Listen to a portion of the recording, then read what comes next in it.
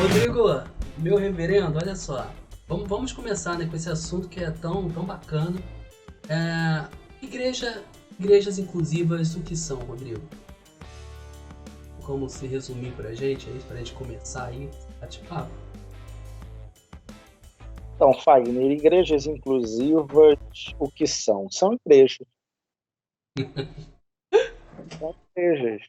Eu quero ler um texto aqui, né?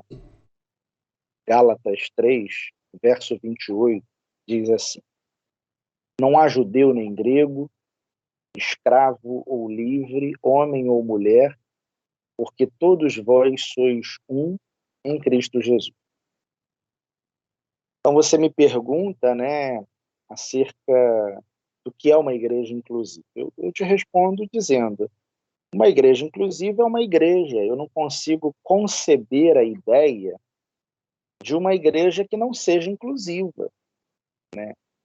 Pensar numa igreja não inclusiva é pensar numa igreja exclusiva, né?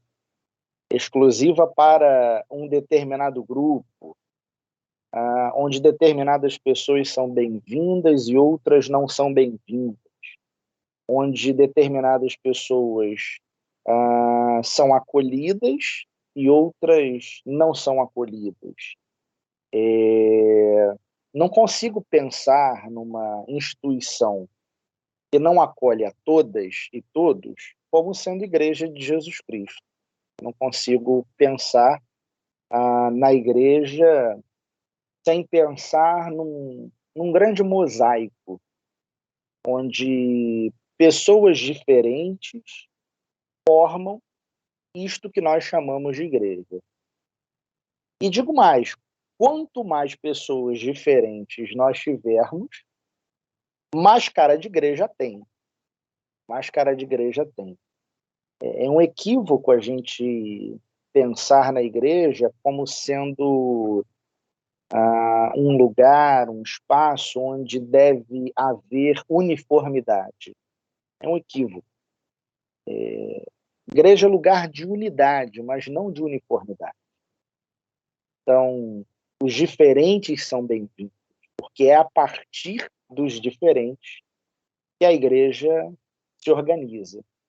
Então, para mim, não tem igreja inclusiva e igreja não inclusiva. Para mim, toda e qualquer igreja, se igreja de Jesus Cristo, é inclusiva. Legal, aí, isso responde a muitas perguntas. Mas, Rodrigo, eu vou fazer aqui, né, me perdoa, mas você citou a Bíblia aí, eu vou dar uma aqui de advogado do diabo. E assim, olha, como dizem, né, os fundamentalistas, eles usam um versículo que você já deve conhecer, mas eu vou ler aqui. Eu queria que você falasse pra gente sobre esse versículo, que Romanos 1, né, 1:21. Eu vou ler aqui a partir desse versículo aqui que eu achei mais direto, né?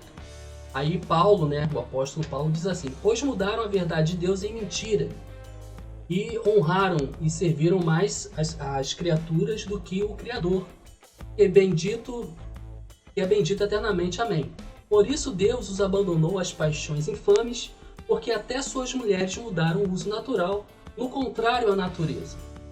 E semelhante também os homens, deixando o uso natural da mulher, se inflamaram em sua sensualidade uns com os outros, homens com homens, cometendo torpeza e recebendo em si mesmo a recompensa que convinha ao seu erro. Rodrigo, eu estou citando esse versículo aqui, essa passagem, porque de fato ela é bastante usada, né, por algumas igrejas que condenam aí a união entre pessoas do mesmo sexo. Aí eu queria que você comentasse aí pra gente em cima dessa visão deles aí, e até explicasse também o que é o fundamentalismo, que é importante. Bom, se nós pegássemos um texto da Antiguidade e dessemos para uma pessoa que nunca estudou história, ou que não é um historiador, ou que nunca estudou aquilo que é necessário para entender melhor esse texto. Se dessemos um texto da antiguidade para uma pessoa sem a formação necessária para entender esse texto, pedíssemos para que ela interpretasse esse texto para nós, provavelmente nós teríamos ali uma interpretação cheia de equívoco, muito provavelmente. Com o texto bíblico, não é diferente. Quando a gente fala da Bíblia Sagrada, a gente está falando de uma coletânea de textos escritos em tempos diferentes, por pessoas diferentes, em culturas diferentes e a partir de interesses diferentes. Por que nós estudamos teologia, Fagner? Eu estudei teologia, você também é teólogo. Por que nós estudamos teologia? Para melhor entendermos o texto sagrado. Significa dizer que quem não é teólogo não pode ler a Bíblia? Não, não é isso que eu estou dizendo. Quem não é teólogo pode e deve ler a Bíblia. Entretanto, alguém que não estudou teologia dificilmente vai interpretar a Bíblia de uma maneira mais correta, de uma maneira mais adequada. Bom, dito isto, vamos à teologia então. Quando a gente estuda teologia bíblica, a gente aprende que os textos sagrados, eles foram escritos a partir de algo que nós chamamos de inspiração, não é verdade? Autores que foram escolhidos por Deus, inspirados por Deus. E aí, quando a gente fala de inspiração, tem a ver mesmo com a ideia de algo que vem de fora para dentro, né? Então, quando eu inspiro, né, eu estou pegando algo que está do lado de fora e colocando do lado de dentro. Essa é a ideia. Então, o texto sagrado, ele não nasce a partir do autor, mas ele nasce a partir de um ato sobrenatural da parte de Deus. Então, homens que recebem algo da parte de Deus produzem textos. Entretanto, teologicamente, nós afirmamos que essa inspiração, ela se dá de forma dinâmica. Você estudou teologia, você sabe disso. A gente chama isso de dinamismo da inspiração. Quando eu falo dinâmico ou dinâmica, isso lembra movimento, não é isso? Quando a gente estudava lá física no segundo grau, né, a dinâmica estudava o quê? Os movimentos. Então, quando eu digo que a inspiração ela é dinâmica, significa que isto acontece a partir de um movimento entre dois elementos. Um, que é o elemento divino, e um outro, que é o elemento humano. Então, a Bíblia Sagrada, Fagner, ela é uma coletânea de textos que possuem, né, o elemento divino e o elemento humano. Os autores bíblicos, eles não se tornam super-homens e nem se tornam semideuses no momento em que são inspirados por Deus. Significa, então, dizer, Fagner, que quando um autor bíblico produz um texto bíblico, ele carrega para dentro desse texto a sua humanidade. Ele carrega para dentro desse texto a sua cultura. Ele carrega para dentro desse texto tudo aquilo que diz respeito ao seu contexto, a sua maneira de ver o mundo, a sua maneira de entender as coisas. Então, os textos bíblicos, eles são, ao mesmo tempo que divinos, são também humanos. Negar isso é negar o dinamismo da inspiração. E eu não nego o dinamismo da inspiração. Vou te dar um exemplo. A Bíblia diz que as mulheres, elas são propriedades dos homens. Não estou inventando nada, viu, Fagner? A Bíblia diz que as mulheres são propriedades dos homens. Lá no Decálogo, os 10 mandamentos, o texto bíblico diz assim: não cobiçarás a mulher do teu próximo, nem a terra do teu próximo, nem a jumenta do teu próximo, nem o boi do teu próximo, nem o escravo do teu próximo. Mulher, terra, jumenta, boi, escravo, terra, é tudo propriedade do homem. Nós estamos falando de uma cultura patriarcal. Uma cultura onde o homem é importante e a mulher não é importante. Onde ser homem é algo bom e ser mulher é algo ruim. Ah, mas isso foi lá no Antigo Testamento, no Novo Testamento é diferente, né? Então, o apóstolo Paulo lá, escrevendo, diz que as mulheres devem ser submissas aos vossos maridos, mas que os maridos devem amar as suas esposas como Cristo amou a igreja. É verdade que o texto no Novo Testamento, de certa forma, atenua aí a questão da mulher. O homem precisa amar a sua esposa, assim como Cristo amou a igreja. Muito bem. Mas perceba, o texto não diz que as mulheres não devem ser submissas aos seus maridos. Então, quer no Antigo Testamento, quer no Novo Testamento, a mulher é uma propriedade do homem. A Bíblia, ela é misógina? É, claro que é. O que é a misoginia? Se não classificar o homem como sendo mais importante e a mulher como menos importante. Então a Bíblia, ela é misógina? Claro que é. A Bíblia, ela é machista? É evidente que é. Se você lê o Antigo Testamento e lê o Novo Testamento, você vai ver N narrativas onde você vai perceber muito claramente essa misoginia e esse machismo. Bom, por que a Bíblia é misógina? Por que a Bíblia é machista? Por que os autores bíblicos escreveram o que escreveram? Porque, vou voltar lá na questão do dinamismo da inspiração, quando eles produzem os seus respectivos textos, eles carregam para dentro do texto a sua cultura.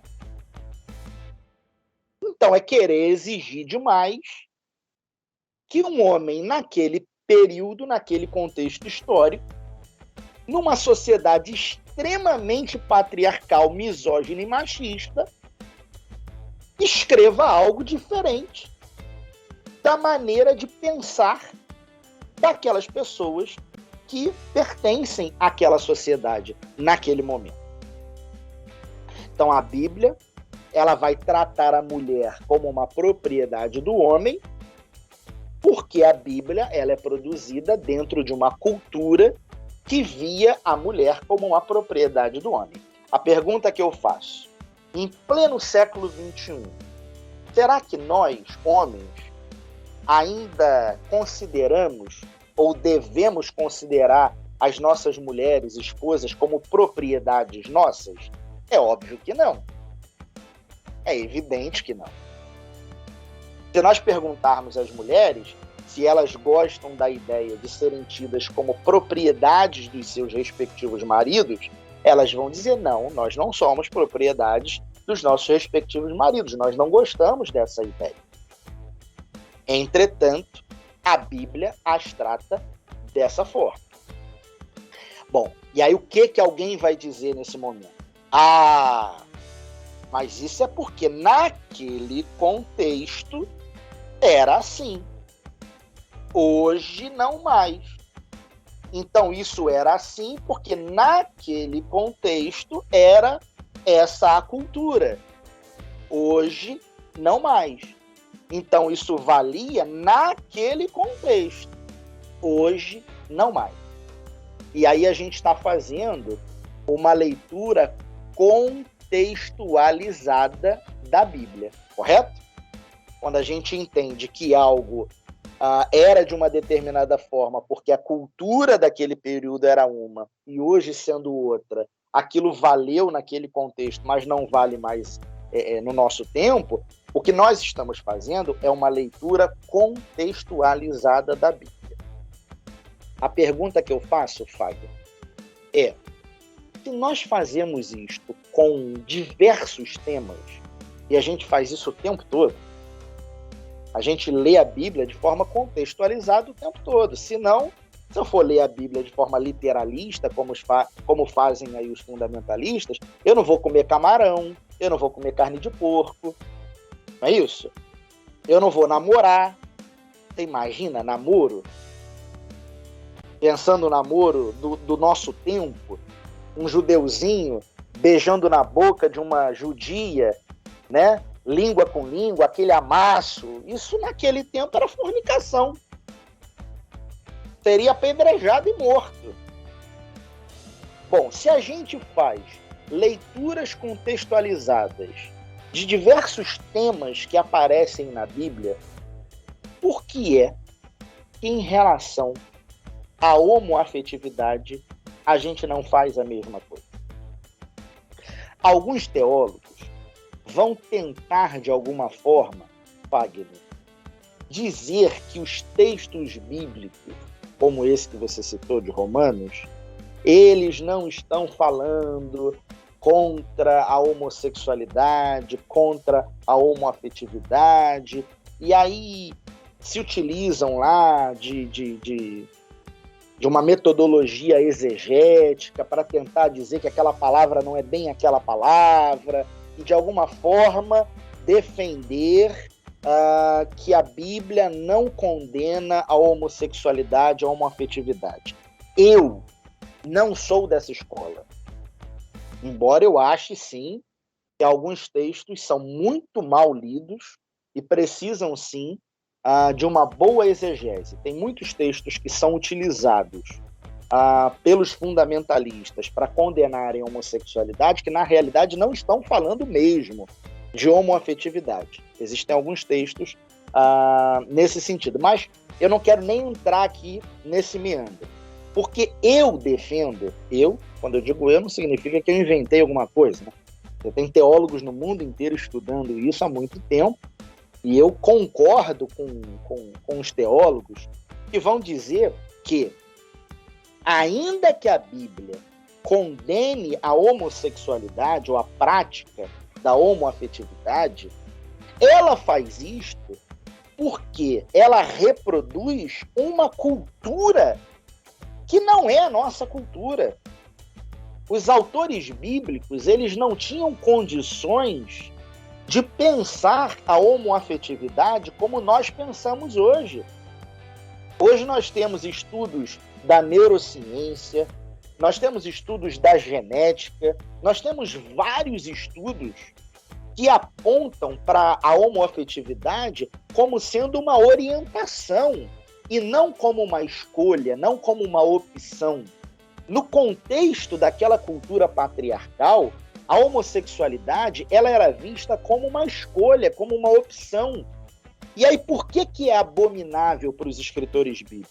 Por que para a Bíblia, ou para a maioria dos textos, é algo abominável? Porque ser mulher, Fagner, era algo extremamente ruim. Ser mulher. Então você para e pensa.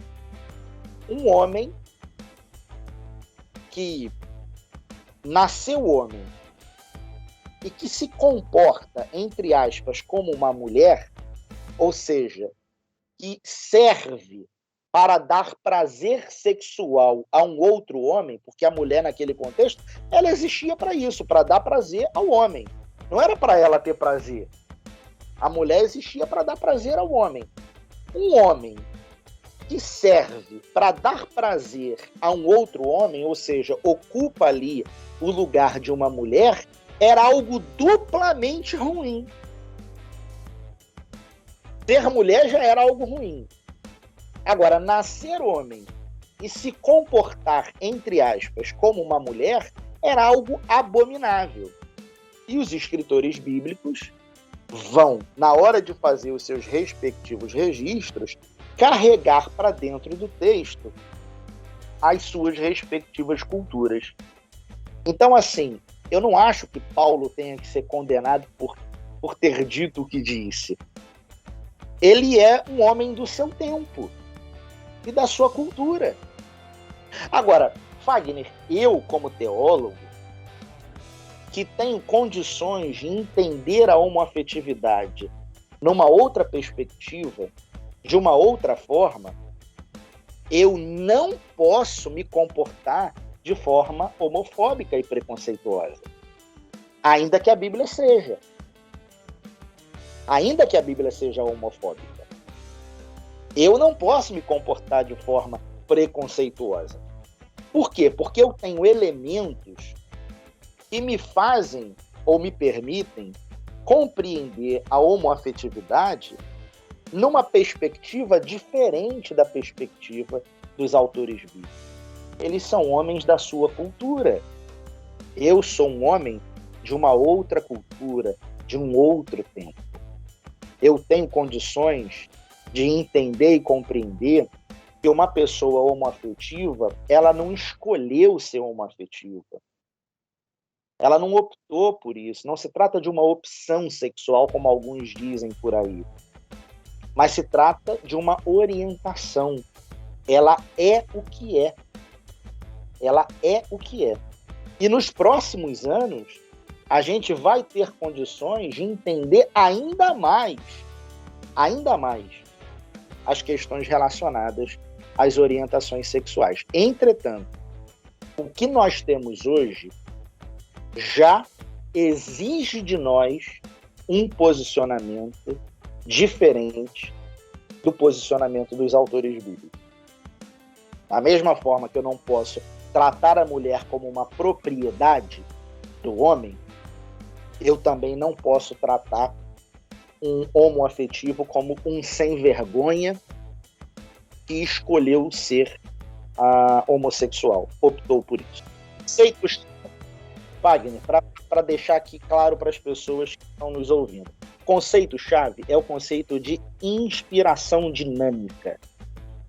A Bíblia, ela é a palavra de Deus, ao mesmo tempo que ela é um livro humano, escrito por seres humanos.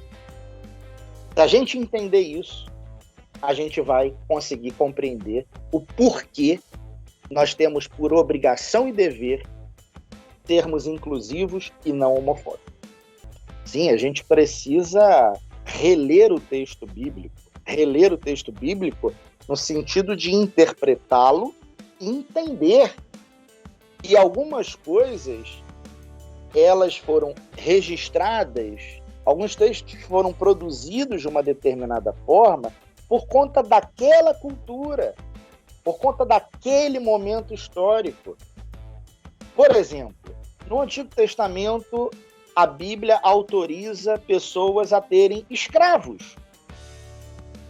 No Novo Testamento, nós temos também relato neotestamentário, onde fica claro que o sujeito pode ter lá um escravo.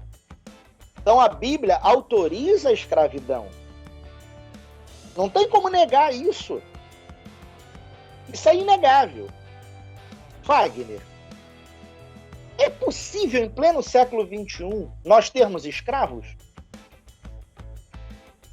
É óbvio que não. Agora, por que os autores bíblicos eles lidaram com essa situação de uma forma diferente da forma como a gente lida? Porque eles estão inseridos numa cultura e nós estamos inseridos numa outra cultura. Então essa história de dizer assim, mas a Bíblia ela precisa ser a nossa única regra de fé e de prática. Não! Claro que não! Eu não posso querer aplicar em pleno século XXI determinados preceitos bíblicos. Não posso. Se eu aplicar a Bíblia ao meu tempo, sem reler o texto, ou seja, sem uma correta hermenêutica, uma correta interpretação do texto bíblico, eu vou tratar a minha mulher como se fosse uma propriedade minha. Você vai tratar a sua mulher como se fosse uma propriedade sua. Você vai achar que a sua mulher tem o mesmo valor da terra que você possui, ou do boi que você possui, ou do escravo. Não está lá nos 10 mandamentos, gente. Não fui eu que escrevi. Não cobiçarás a mulher do teu próximo, nem a jumenta do teu próximo, nem a terra do teu próximo, nem o escravo do teu próximo. É tudo propriedade. Então eu não tenho que reproduzir no meu tempo o texto sagrado. Não, eu tenho que reler o texto sagrado. Eu tenho que extrair do texto sagrado aquilo que é eterno. Aquilo que é eterno vale para todos os tempos. A mensagem do amor vale para todos os tempos. A defesa da justiça vale para todos os tempos. A denúncia da injustiça vale para todos os tempos. Eu me colocar no lado de quem é oprimido e contra quem oprime vale para todos os tempos. Agora, fazer uma leitura literalista do texto sagrado, e sobretudo uma leitura seletiva, porque eu digo, né? Na verdade, quando a gente discute a temática da homossexualidade, pior do que fazer uma leitura literalista, Fagner, é fazer uma leitura seletiva. Porque a gente não faz uma leitura literalista para outros temas, não é verdade? Paulo dizia lá que as mulheres deveriam permanecer caladas na igreja, está lá no Novo Testamento. Se tiver dúvida, pergunte ao marido quando chegar em casa. Não é Antigo Testamento, Fagner, é Novo. Porque tem um pessoal que gosta assim, mas isso era na Antiga Aliança, na Nova Aliança é diferente. Pois bem, na Nova Aliança, Paulo diz lá claramente que a mulher tem que ficar calada na igreja. E se tiver dúvida, pergunta para o marido quando chegar em casa. Você defende isso na sua igreja, que a sua mulher fique calada na igreja? Não. Ela nunca vai ficar calada. Nem se eu defendesse. Pois bem, então se a gente não faz uma leitura literalista de outros temas, por que quando a gente vai ler os textos bíblicos que falam de homossexualidade, a gente faz uma leitura literalista? E não interpreta corretamente, não entende que, na realidade, nós estamos diante de registros que são próprios daquela cultura. Os escritores bíblicos, Wagner, eles não podiam dizer algo diferente do que eles disseram. Mas eu e você podemos. Eu e você temos condições de entender que a homoafetividade ela não é aquilo que a Bíblia diz ser. Que é um ato imoral. Quando a gente lê o texto bíblico, a gente vê ali que a homossexualidade ela é apresentada como uma opção do homem e como um ato imoral, uma coisa, né, reprovável. Eles só podiam ver dessa forma. Eles não tinham os elementos que nós temos hoje. Eu e você temos. Se eu e você quisermos estudar isso, a gente vai ter condições plenas de entender que não tem nada de imoral. As pessoas são o que são, Fábio. Se você conversar, eu na minha igreja tenho várias pessoas que são homoafetivas. Se você conversar com elas, você vai ver que não tem nada de imoral. Elas são o que são. Elas não apertaram um botãozinho e num determinado dia, num determinado mês e ano, elas escolheram, não, eu não quero mais ser hétero, a partir desse momento vou apertar aqui um botão e eu vou me transformar em uma pessoa homossexual, eu vou me transformar em alguém que sente atração por pessoas do mesmo sexo. Isso não aconteceu na vida delas, Fábio. A comunidade frequenta essa igreja. eles têm paciência com essa mudança que é realmente devagar, essas pessoas que ainda estão aprendendo mais sobre isso, estão se acostumando com esse novo cenário, até mesmo da igreja.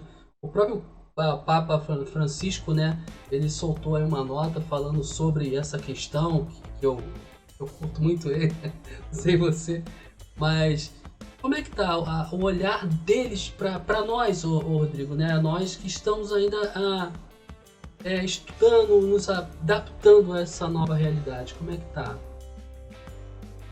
Então, eu acho que isso depende muito da comunidade, né? Eu vou te falar um pouco da experiência da Igreja Presbiteriana da Praia de Botafogo. Na Igreja da Praia, quando eu lá cheguei, né, eu sou um pastor que tem uma postura inclusiva, essa é a minha história. E quando lá cheguei numa igreja que também tem uma postura inclusiva, então foi possível permanecer na igreja. Se não fosse assim, provavelmente a igreja não iria me querer como pastor, né? Mas eu não me tornei inclusivo porque fui para a praia de Botafogo. Eu já cheguei na praia defendendo a inclusão. Então, juntamos a fome com a vontade de comer. Na Igreja da Praia, eu percebo que a orientação sexual das pessoas não é uma questão. Não é uma questão. Assim, na sociedade, a gente tem uma coisa chamada heteronormatividade. Então, o ser hétero é considerado correto, normal, né? Isso que normatiza. E o ser homo é considerado incorreto, anormal. Essa heteronormatividade, ela na Igreja Presbiteriana da Praia de Botafogo, ela não existe. A gente não tem heteronormatividade. Então as pessoas são o que são, e a orientação sexual não é uma questão. Eu tenho pessoas na Igreja Presbiteriana da Praia de Botafogo com uma idade já avançada, pessoas de gerações, né, anteriores à nossa, que foram criadas em ambientes mais conservadores e que vieram até de igrejas mais conservadoras, e que na Igreja da Praia elas simplesmente não veem como uma questão a orientação sexual dos seus irmãos. É uma coisa assim, eu diria, fantástica. Fantástica. Se você me perguntar assim, Rodrigo, será que isso acontece em outros lugares também? Eu vou dizer para você, muito provavelmente não, cara. Muito provavelmente não.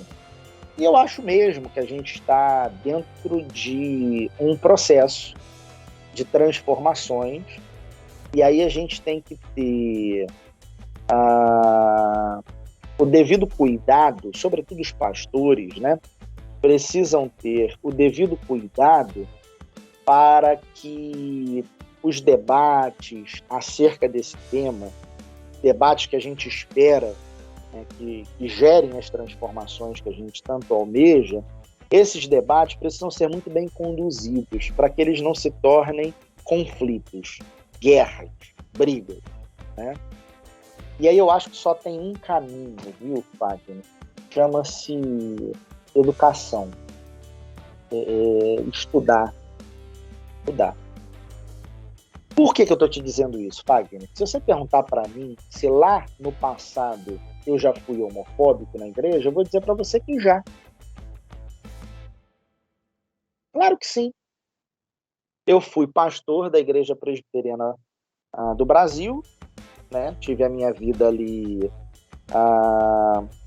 como seminarista, depois como pastor, enfim. Já tive um discurso muito próximo do que a igreja enquanto denominação tem. É um discurso mais conservador, um discurso heteronormativo, um discurso de reprovação da homossexualidade. Bom, quando é que isso muda para mim? quando eu começo a estudar sobre. E aí eu acho que nós, pastores, Fagner, a gente tem por obrigação estudar as temáticas que estão sendo debatidas na sociedade. Teologia pública mesmo, sabe? Colocar a teologia a serviço dos debates que são os debates da sociedade.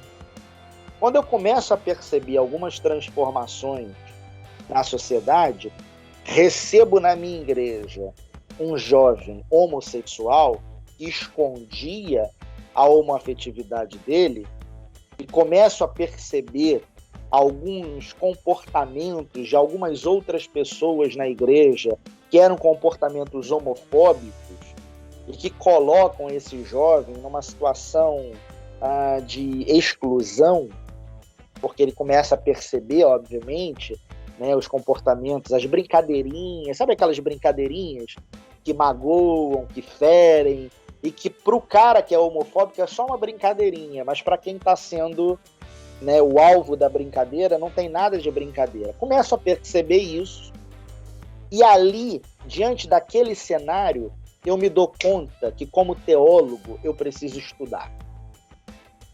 Eu preciso entender o que é esse negócio chamado homoafetividade. E aí, cara, eu me abro para o novo. Porque, assim, eu digo sempre isso para os meus alunos na faculdade de teologia, né? Mais difícil do que aprender é desaprender. E para aprender algo, às vezes a gente tem que desaprender alguma coisa, né? Só que aí, graças a Deus, eu tive essa capacidade de ir desaprendendo algumas coisas para aprender novas.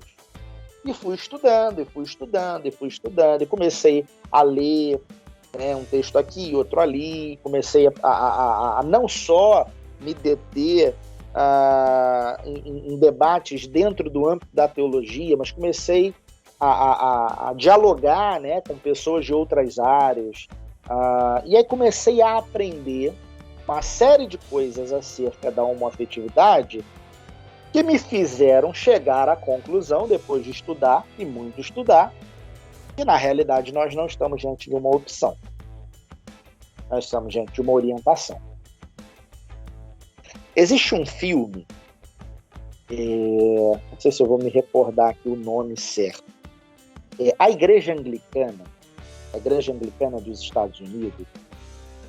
O nome do filme, o nome do documentário é Por que a Bíblia Diz Assim? Por que a Bíblia diz assim? Tem na Netflix, Rodrigo? Não sei te dizer. Mas na internet deve encontrar, talvez no YouTube. Por que a Bíblia diz assim?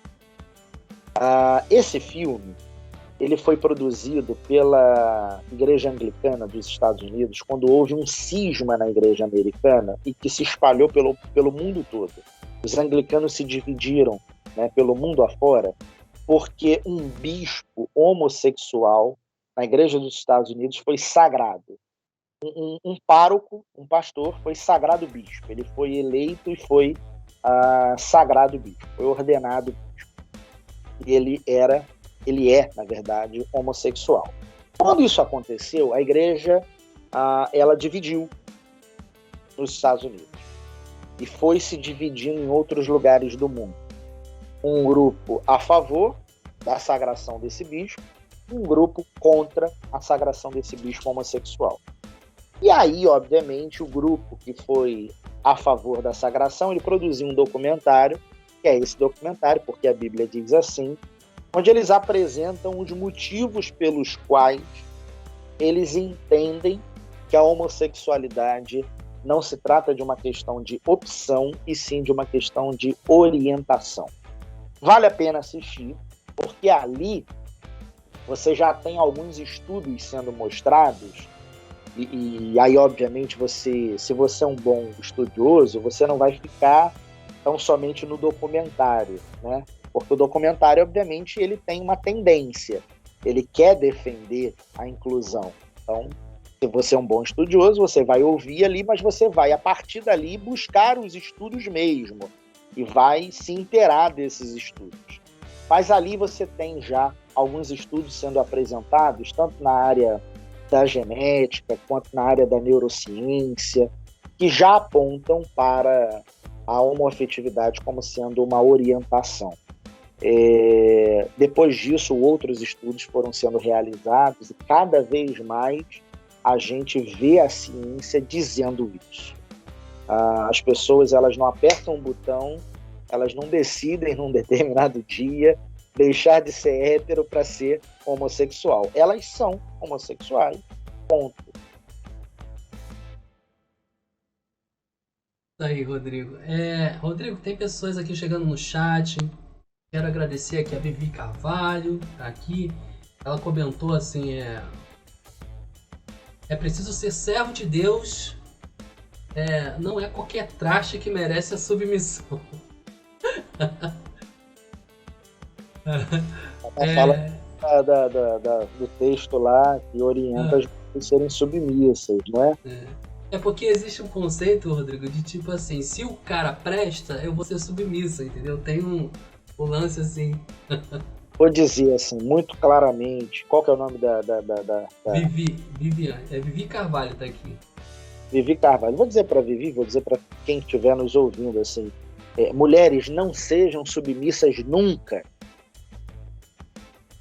A Bíblia orienta que as mulheres devem ser submissas, porque a Bíblia foi escrita num período, dentro de uma cultura extremamente patriarcal, misógina e machista. Não é para você ser submissa a ninguém. É possível ser casado, é possível ser casada, onde ambos são igualmente importantes no casamento. Porque quando eu falo de submissão, eu estou falando que o homem está aqui e a mulher está aqui embaixo. Isso não pode.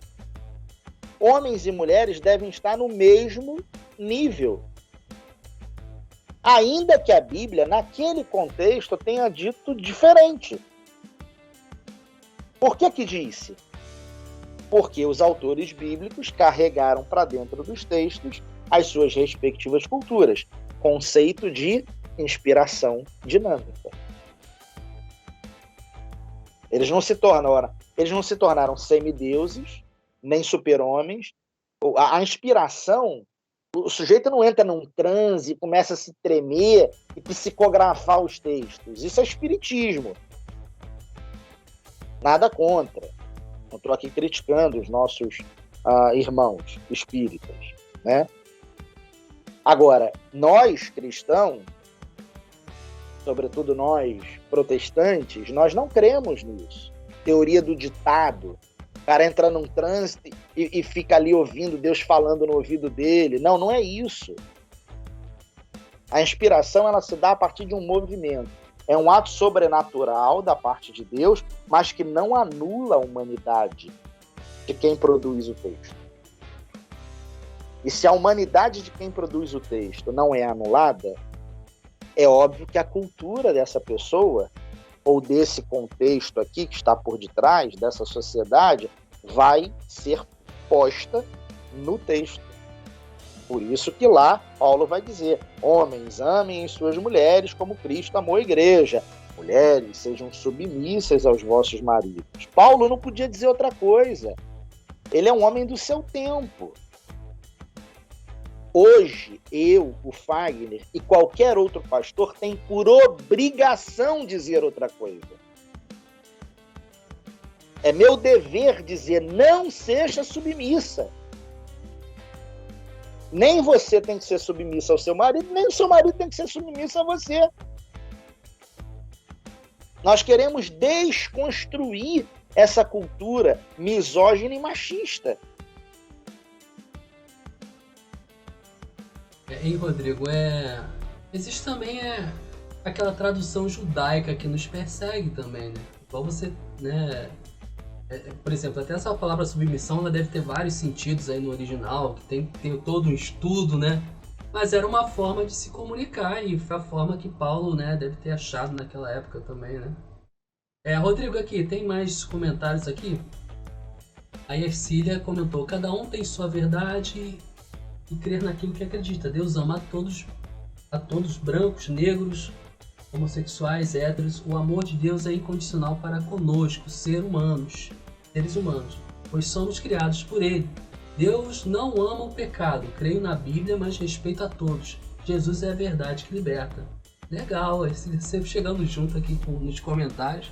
Bacana, né, Rodrigo? O comentário dela, né? Sim, todos de forma incondicional.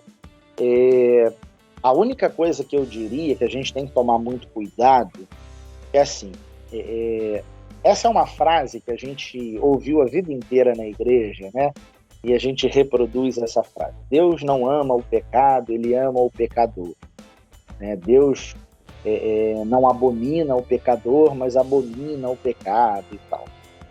A gente tem que tomar muito cuidado quando a gente fala de homoafetividade, porque pode ser que essa frase ela seja entendida da seguinte forma: Deus ama os homossexuais, entretanto, eles estão em pecado porque são homossexuais. Então, Deus não ama a homossexualidade, Deus não ama o pecado da homossexualidade, mas Deus ama as pessoas, ainda que elas sejam homossexuais. Muitas pessoas vão dizer exatamente isso e vão pensar exatamente assim. E vou te dizer mais, Fábio.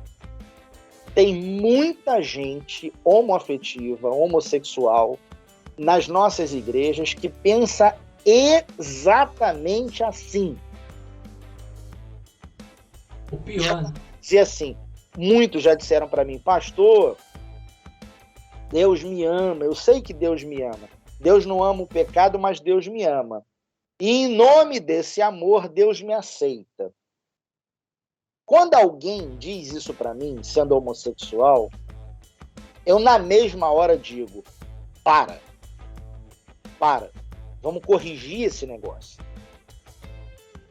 Deus ama a você como ama a mim. É verdade. Deus nos ama e não ama o pecado. É verdade. Entretanto, a homossexualidade não é um ato pecaminoso. Não é um ato pecaminoso. Porque senão, se eu entendo que a homossexualidade é um ato pecaminoso, tudo que eu disse aqui até agora, Fagner, não vale de nada. Eu expliquei a questão da inspiração do texto bíblico, da inspiração dinâmica, tudo direitinho, para dizer que o texto bíblico classifica como pecado a homossexualidade, porque essa era a cultura daquele tempo. Entretanto, em pleno século XXI, tendo o conhecimento que eu tenho acerca da homoafetividade, eu tenho por obrigação dizer: não, meu irmão, você não está em pecado por você ser homossexual. Você está em pecado porque você é pecador, porque você comete outros pecados, melhor dizendo. Você comete outros pecados. Você é mentiroso, você é fofoqueiro, né? Você é preguiçoso, às vezes te falta empatia, você comete pecados como eu cometo, sendo heterossexual. Agora, não entenda que a homossexualidade ela é pecaminosa, porque ela não é. Agora, eu só consigo chegar a essa conclusão, Fagner, a partir de uma releitura do texto sagrado. Se as pessoas não entenderam o que eu disse quando eu expliquei o conceito da inspiração dinâmica, elas não vão entender o que eu estou dizendo aqui agora. E aí, assim, eu faço um convite a todos que estão nos ouvindo. Vamos estudar esse tema. Vamos nos aprofundar nesse tema. É um tema polêmico. Às vezes as armas estão levantadas, as pessoas querem ter razão, querem ir para briga, querem ter conflitos e mais conflitos, porque gostam desse negócio. Não. Vamos parar com isso e vamos estudar de forma aprofundada esse tema. porque disto depende o bem-estar dos nossos irmãos homoafetivos. Chega de preconceito, chega de homofobia, chega de permitir que pessoas homoafetivas passem uma vida inteira na igreja sofrendo preconceito. Às vezes, preconceito às claras e às vezes preconceitos velados. Chega disso. Chega disso. Você já parou para pensar no que passou hoje? A gente tem hoje pessoas homoafetivas, né, que hoje estão numa igreja inclusiva e tal, mas que passaram a adolescência, a juventude numa igreja conservadora, homofóbica. Você já parou para pensar no quanto essas pessoas sofreram ao longo da vida graças à homofobia da igreja? A falta de entendimento correto acerca desse tema, a falta de uma teologia que promove vida ao invés de promover essa morte, porque é uma morte, né? Não deixa de ser uma morte, as pessoas vão ali morrendo, né? Aos pouquinhos, ainda que vivas. Preconceito mata, gente. Bom, quero mandar um abraço e um beijão para a Igreja da Praia, né? Assim que vocês chamam, né, Rodrigo? Igreja da Praia, né? Só deve achar que a gente faz o culto lá perto do A igreja cara, pessoas muito carinhosas, eu me senti em casa, adoro a igreja. É um pouco distante aqui de onde eu moro, né? Zona Sul, mas eu pretendo ir lá mais vezes, tá? Um abraço aí para todo mundo, um beijão. Rodrigo, mas aqui, duas coisas aqui que a gente já tá terminando, né? Pô, passou tão rápido. Mas olha, eu estive na Igreja da Praia, né? A Igreja da Praia é uma igreja inclusiva, mas eu não senti, como eu posso dizer assim, tão... Sei lá, depois que eu fui saber, né? Depois que você falou no carro, quando a gente estava voltando, a praia é uma igreja inclusiva, eu não sabia disso. Já eu na época de seminário, eu fui uma vez na igreja contemporânea, que fazia parte de um trabalho, né, de comportamento, né, da igreja. Eu fui na igreja contemporânea e ali eu senti, assim, mais escancarada nessa questão. Qual seria essa diferença? Uma outra coisa, Rodrigo, a diferença da igreja da praia para as outras igrejas inclusivas. Uma outra questão, Rodrigo, essa questão da reprodução. A igreja católica parece que bate muito nisso, bate nos homossexuais, nessa questão de procriação. Como é que você vê isso também? Fala aí pra gente. Vamos lá. Primeiro falando sobre essa diferença, né, entre a Igreja da Praia e outras igrejas, como Igreja Contemporânea, a Igreja Cristã Metropolitana. Quero mandar aqui um abraço para o Gustavo, pastor da ICM Rio, e pessoal lá da ICM, igreja parceira, amiga nossa. Bom, qual que é a diferença? Eu diria que nessas igrejas, como a ICM, como a Contemporânea, você vai ter um número maior de pessoas homoafetivas, né? E na Igreja da Praia você tem pessoas homossexuais, heterossexuais, enfim. Então, se ninguém disser, realmente você não necessariamente vai perceber. Essa basicamente é a diferença. Algumas pessoas vão dizer assim: puxa, a Igreja da Praia é uma igreja, então, mais com cara de igreja, talvez, mais com cara de igreja, porque não tem ali um grupo, né, determinado grupo, e sim tem pessoas diferentes, né, todo mundo junto, enfim, isso tem mais a cara de igreja. Talvez alguém diga isso, mas eu quero dizer que não. A gente não pode negar a importância da ICM, a importância da Igreja Contemporânea e de todas as outras igrejas. O ideal será que, num dado momento, lá existam pessoas homossexuais e heterossexuais aos montes. Que não seja uma igreja que tem mais um determinado grupo de pessoas do que outro. Esse é o ideal. Entretanto, essas igrejas, se elas hoje têm mais pessoas homossexuais, é justamente porque nas outras igrejas cristãs, esses homossexuais não foram bem-vindos e acolhidos. Então, essas igrejas, elas exercem um papel importantíssimo. Porque essas pessoas que estão ali na ICM, por exemplo, na Lapa, com o Gustavo como pastor, talvez elas tenham encontrado essa igreja depois de muito tempo sofrerem nas suas respectivas igrejas evangélicas de origem, que nunca acolheram a elas como elas deveriam ser acolhidas. Você está entendendo?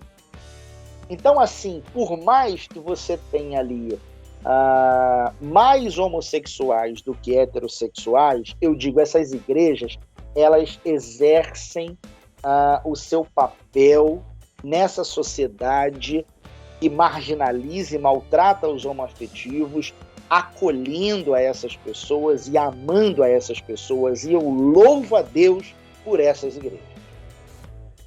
Louvo a Deus por elas, porque elas fazem o que toda igreja deveria fazer e não faz. Se tem mais homossexual lá do que heterossexual, é justamente porque as outras igrejas não acolhem a esses homossexuais. Agora, eu espero que a gente construa, assim, uma sociedade menos homofóbica, onde, na realidade, ao chegarmos nas nossas igrejas, nós tenhamos ali homossexuais e heterossexuais, e isso não faça a menor diferença. Isso não passa a menor diferença. Esse é o primeiro ponto que você me perguntou. O segundo... é sobre a Igreja Católica, né? A Igreja Católica, que eu acho, né, na minha humilde visão, eles têm mais restrições sobre isso, né? Eles entram nessa questão de procriação, né? Enfim, de reprodução. Como é que é, Rodrigo?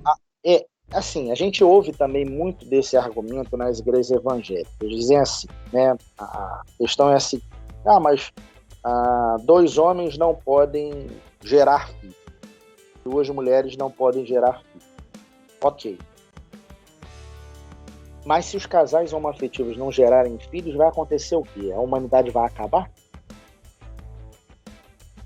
Porque você pode gerar filhos, não pode, com a sua esposa? Eu também posso.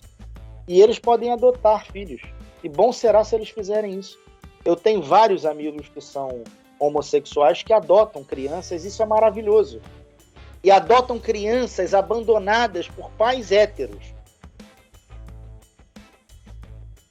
Adotam as crianças que os heterossexuais que podem gerar filhos abandonaram.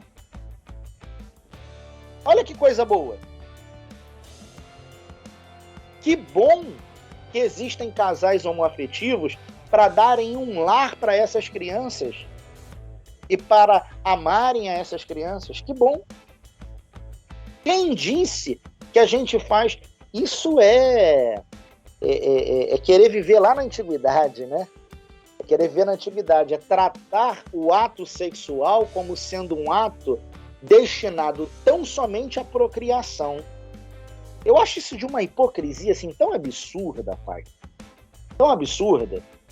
Porque você para e pensa, você quando vai ter relações sexuais com a sua esposa, é para procriar ou é para ter prazer? Ter, né? Prazer. Então, quem disse que o ato sexual... Não, lá na antiguidade era assim, né? Lá na antiguidade era assim. A mulher era um depósito de sêmen, né? Ela existia para isso, para engravidar e dar à luz. Tanto é que lá na Grécia Antiga, onde não havia heteronormatividade, as relações sexuais para efeitos de prazer era entre os homens. Porque não tinha heteronormatividade, né? Então não tinha essa coisa de ser hétero é uma coisa boa e correta e normal e homossexual anormal. Então, assim, a gente não vive na antiguidade. A gente está em pleno século XXI e tem gente dizendo que os gays não podem ser gays, as lésbicas não podem ser lésbicas, porque elas não podem ter filhos. Isso é uma hipocrisia absurda. A gente não tem relações sexuais para ter filhos apenas. Se fosse assim, os casais, por exemplo, que não querem ter filhos, não poderiam ter relações sexuais. Então, assim, eu acho que a gente precisa repensar muita coisa, sempre com o objetivo de construirmos uma sociedade acolhedora em relação aos homossexuais, aos homoafetivos. Precisamos respeitá-los, compreender do que se trata a homoafetividade, porque quão mais ignorante é o sujeito, mais homofóbico ele é também. Então, assim, eu só acredito na possibilidade de uma sociedade menos ou não homofóbica a partir do conhecimento. É preciso estudar. Rodrigo, olha, tem aqui alguns comentários aqui. A Vivi, eu botei submissão em aspas. Tá bom, desculpa.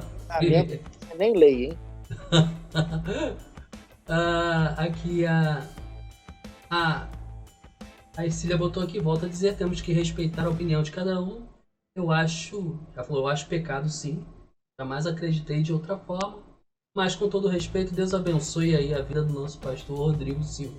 Opinião, né, de cada um. É isso, Rodrigo. Eu acho que deu pra gente aprender bastante aqui sobre essa questão. Eu acho que é uma realidade e a qual nós temos que aprender mais sobre o assunto, nos informar melhor cada dia mais, né?